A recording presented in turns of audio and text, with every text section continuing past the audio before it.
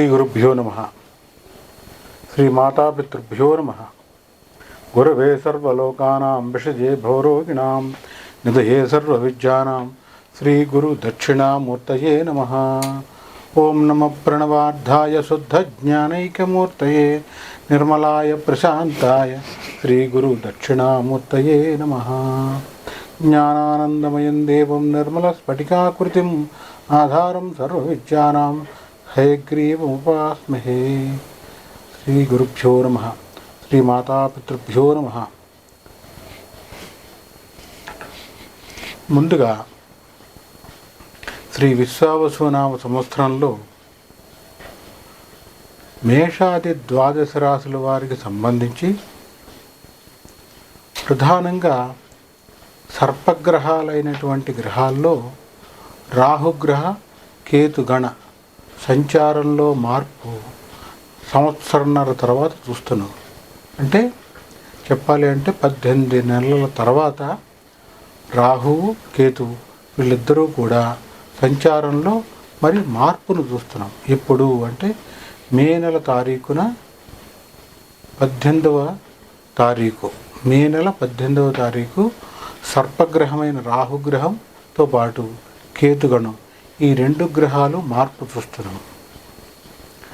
దీని మార్పు వల్ల ఈ జరిగే మార్పు ద్వారా ఏ ఏ రాశుల వారికి ఎలాంటి ఫలితాలు ఉంటాయి, ఎవరికి శుభ ఫలితాలు ఉంటాయి, ఎవరికి అశుభ ఫలితాలు ఉంటాయి, ఎవరికి మిశ్రమ ఫలాలు ఉంటాయి అనేది తెలుసుకుందాం. అసలు రాహుకేతువులు ఎవరు అని పరిశీలించుకుంటే ఈ రెండూ కూడా మేషం నుంచి మీనం వరకు ద్వాదశ రాశుల్లో వీరికి స్థానం లేదు. ఏ రాశిలో ఉంటే ఆ రాశి నుంచి ఇచ్చే ఫలితంతో పాటుగా వీటికి కొన్ని గ్రహాలతో మిత్రత్వం, కొన్ని గ్రహాలతో శత్రుత్వం కూడా ఉంది. ఆ రకంగా సర్పగ్రహాలైనటువంటి ఈ రెండూ కూడా జీవుణ్ణి లేదా జాతకుణ్ణి బాధ పెడుతూ ఉంటాయి. ఇవి ఎందుకు పడతాయి దోషంలో అంటే మనం చేసుకున్న పురాకృత కర్మ అంటాం. అంటే ప్రారబ్ధ కర్మ ద్వారానే ఈ యొక్క రాహుగ్రహ కేతుగణ దోషంలో ఉండటం అనేది జరుగుతుంది. సరే, దోషంలో ఉన్నాయి, దోషం పోవాలంటే ఏం చేయాలి అనేది కూడా చెప్తాను. ఇక్కడ ప్రధానంగా గోచారం ఇప్పుడు జరిగేటువంటిది గోచారం. అంటే ఈ మే నెల 18వ తారీఖు నాడు గోచార రీత్యా రాహువు మీనరాశిలో ఉన్నటువంటి రాహువు పూర్వభాద్ర నక్షత్రంలో 4వ పాదంలో ఉన్నటువంటి రాహుగురు సంచార రీత్యా మీనరాశి నుండి పూర్వభాద్ర నక్షత్రం 3వ పాదం అయినటువంటి కుంభరాశి ప్రవేశం చూస్తున్నాం. అది 18వ తారీఖు నాడు మే నెల 18. అదే రోజు అదే సమయంలో రాహువు మారే సమయంలోనే అంటే ఏకకాలం అంటాం. ఒకే సమయంలో ఏకకాలంలో అంటే ఒకే సమయంలో కేతుగణం కూడా అదే 18వ తారీఖు నాడు మరి కేతుగణం మార్పు చూస్తున్నాం. ఎక్కడి నుంచి అంటే కేతువు తాను ప్రస్తుతం కన్యారాశిలో ఉన్నాడు. అందున కన్యారాశిలో వచ్చేటప్పటికి ప్రధానంగా ఉత్తరా నక్షత్రంలోని 2వ పాదంలో ఉన్నాడు.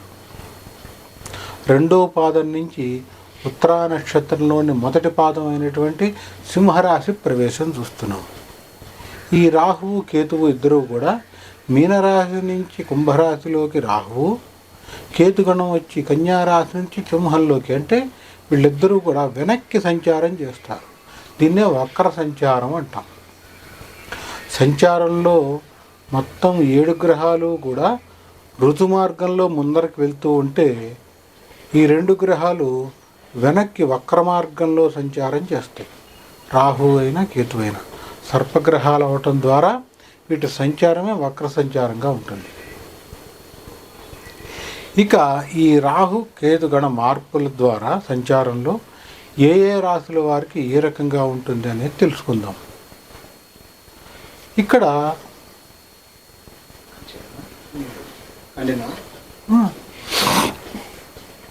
ఇక్కడ ప్రధానంగా చూడాలి అంటే రాహువు కేతువు జన్మజాతక చక్రాన్ని పరిశీలించుకుంటే, ఉదాహరణ జన్మజాతక చక్రం అంటే ఎలా తెలుస్తుంది? జన్మించినప్పుడు ఉన్నటువంటి సమయం, తారీఖు అనుసరించి వచ్చేటువంటి జాతక చక్రాన్ని జన్మజాతక చక్రం అంటాం. ఇంగ్లీష్లో బర్త్ చార్ట్ అంటాం. కొంతమందికి రాహు జన్మజాతక చక్రంలో బర్త్ చార్ట్లో 5వ ఇంట్లో, 4వ ఇంట్లో, మరి 7వ ఇంట్లో ఇలా ఉండటం చూస్తూ ఉంటాం. 4వ ఇంట్లో ఉంటే మటుకు ఈ సర్పగ్రహాలు వాహన స్థాన సర్పదోషం అంటాం. సంతాన స్థానంలో ఉంటే సంతాన స్థాన సర్పదోషం అంటాం. అలా కాకుండా వివాహ స్థానంలో ఉంటే వివాహ స్థాన సర్పదోషం అంటాం. ఇలా కాకుండా రాహుకేతువుల మధ్యలోనే మిగిలిన గ్రహాలన్నీ కూడా బందీ అయిపోయి ఉంటే దాన్ని కాలసర్పదోషం అంటాం. సవ్యకాల సర్పదోషం, అపసవ్యకాల సర్పదోషం కూడా ఉంటుంది. ఇవి సర్పదోషంలో ఉండేటువంటి రకాలు. సరే, ఏ దోషం ఎలా ఉన్నా ఏం చేస్తే విరుగుడు అనేది నేను ఈ వీడియో చివరిలో చెప్తా. అంటే ఏ రకంగా చేస్తే ఏ రాశి వారికి పరిహారం బాగుంటుంది అనేది నేను చివరిలో చెప్తాను. ఇక ముందుగా ఒక్కొక్క రాశికి గురించి సంబంధించి పరిశీలించుకుని, అదే సందర్భంలో మేషరాశి నుంచి మీనరాశి వరకు గల ఈ 12 రాశుల వారికి రాహుగ్రహ కేతుగణ సంచార మార్పుని ఒక్కొక్క రాశికి మరి విపులీకరించి, విశదీకరించి, విశ్లేషణాత్మకంగా తెలియపరుస్తాను. ముందుగా మేషరాశి. మేషరాశి వారికి సంబంధించి సంచారంలో ఈ మే 18వ తారీఖు నాడు రాహుగ్రహ కేతుగణ సంచార మార్పుని పరిశీలించుకొని ఏ రకంగా ఉందో చూద్దాం. ఈ మేషరాశి వారికి సంబంధించి పరిశీలిస్తే కనుక ప్రస్తుతం ద్వాదశంలో 12వ ఇంట్లో ఉన్నటువంటి రాహువు సంచారంలో మారి ఏకాదశంలోకి వెళ్ళటం చూస్తున్నాం. అదే సందర్భంలో కేతుగణం 6వ ఇంట్లో కన్యారాశి నుంచి వెనక్కి 5వ స్థానంలోకి 5వ ఇంట్లోకి సింహరాశి ప్రవేశం చూస్తున్నాం. అంటే మేషరాశి వారికి రాహువు కుంభంలో ఏకాదశంలోకి, కేతువు సింహంలో పంచమంలోకి మారుతున్నారు. ఈ రీత్యా మేషరాశి వారికి సంబంధించి ఎలా ఉంటుంది అని పరిశీలిస్తే, మేషరాశి వారికి రాహు గ్రహం, కేతు ఈ సర్పగ్రహాల అనుగ్రహం చాలా బాగుంటుందనే చెప్పాలి. ఎందుకని అంటే రాహు ఏకాదశంలో ఉంటాడు, ఒకంత మంచే చేస్తాడు ఆయన. అదే సందర్భంలో మేషరాశి వాళ్ళు మిత్రులతో జాగ్రత్తగా ఉండాలి. సాధ్యమైనంత వరకు మిత్రులు చెప్పింది వినొచ్చు, కానీ వాళ్ళు చెప్పింది నమ్మి ఎక్కడైనా డబ్బులు పెడితే అవి పోతాయి, రావు. ఇది చాలా ప్రధానం. మరీ ముఖ్యంగా మిత్రులతో జాగ్రత్తగా ఉండాలి. చదువుకునే విద్యార్థులైతే మిత్రులతో వాళ్ళు చెప్పింది వినేయకూడదు. విచక్షణతో ఆలోచించాలి. వాళ్ళు చెప్పింది పూర్తిగా నమ్మేసి ఒక్కొక్కసారి వాళ్ళు చెప్పింది నమ్మితే మోసపోయే అవకాశం ఉంది. చదువుకునే విద్యార్థులకి ఇది చాలా అవసరం. మేషరాశిలో ఉండేటువంటి వారికి ఉదాహరణ, బయటికి వెళ్దాం ఇక్కడి వరకే అని చెప్పి ఎవరు లేనప్పుడు అతనితో పాటు వెళ్తే చాలా ఇబ్బంది. ఇట్లా నమ్మినప్పుడే మోసం చేస్తారు. ఆ అవకాశం మేషరాశి వాళ్ళకి ఎక్కువ ఉంటుంది. కారణం రాహు. అదే సందర్భంలో ఒక మిత్రులు కాకుండా మిగిలిన అన్ని రంగాల్లో మేషరాశి వారికి రాహు ద్వారా చాలా బాగుంటుంది. ఆకస్మిక ధనలాభం ఉంటుంది. ఒక్కొక్కసారి ఇంత ఏలినాటి శనిలో కూడా కొంత ధనం పరంగా డబ్బు వచ్చేటువంటి అవకాశం ఉంది. మేషరాశి వారికి డబ్బు పరంగా కొంత లాభాన్ని పొందుతారు. ఇక కేతువు సంచారంలో పంచమంలో ఉండటం ద్వారా సంతానానికి సంబంధించినటువంటి ప్రత్యేక శ్రద్ధ కూడా అవసరమనే చెప్పాలి. అంటే సంతాన పరంగా ఏదైనా అవసరమయ్యి డబ్బు ఖర్చేటువంటి అవకాశం ఉంది. ఈ యొక్క మేషరాశి వారికి సంబంధించి పరిశీలిస్తే కనుక